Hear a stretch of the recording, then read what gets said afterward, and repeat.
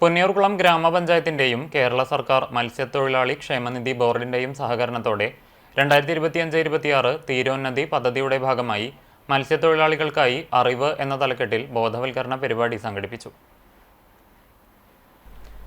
കേരള സർക്കാർ ഫിഷറീസ് വകുപ്പ് തൃശൂർ ജില്ലാ ചാവക്കാട് മത്സ്യഭവന്റെ നേതൃത്വത്തിലാണ് അണ്ടത്തോട് VP മാമു മെമ്മോറിയൽ കമ്മ്യൂണിറ്റി ഹാളിൽ പരിപാടി നടത്തിയത്.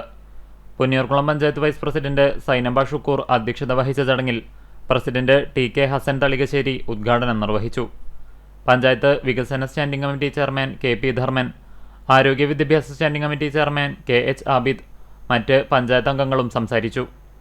മത്സ്യത്തൊഴിലാളി ക്ഷേമനിധി board fisheries officer VV Sujith മത്സ്യത്തൊഴിലാളികൾക്കായി നടപ്പിലാക്കുന്ന വിവിധ ക്ഷേമ പദ്ധതികളും ലഭിക്കാവുന്ന ആനുകൂല്യങ്ങളെക്കുറിച്ചും വിശദീകരിച്ചു. ചാവക്കാട് എക്സൈസ് റേഞ്ച് ഓഫീസിലെ assistant excise inspector C Binoj ലഹരി ഉപയോഗത്തിന്റെ ദൂഷ്യഫലങ്ങളെയും പ്രത്യാഘാതങ്ങളെയും സംബന്ധിച്ച് ബോധവൽക്കരണ ക്ലാസ് നയിച്ചു.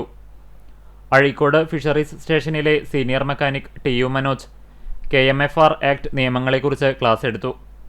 ചാവക്കാട് ഫിഷറീസ് സ്കൂളിലെ കൗൺസിലർ റിൻസി, പഞ്ചായത്ത് പ്രതിനിധി ഹൈദ്രോസ് എന്നിവരും ബോധവൽക്കരണ ക്ലാസുകൾ നടത്തി.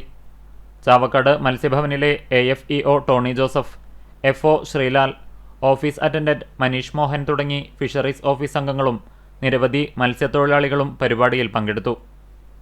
വിഷലഹരികള് ഉപയോഗിച്ചു വരുന്ന ഈ പ്രവണത നമുക്ക് നമ്മുടെ ലോകത്തിൽ നിന്ന് തന്നെ മാറ്റപ്പെടണമെങ്കിൽ എന്തു വേണം? എല്ലാവരും കൈകോർത്ത് പിടിക്കണം. വേണ്ടേ?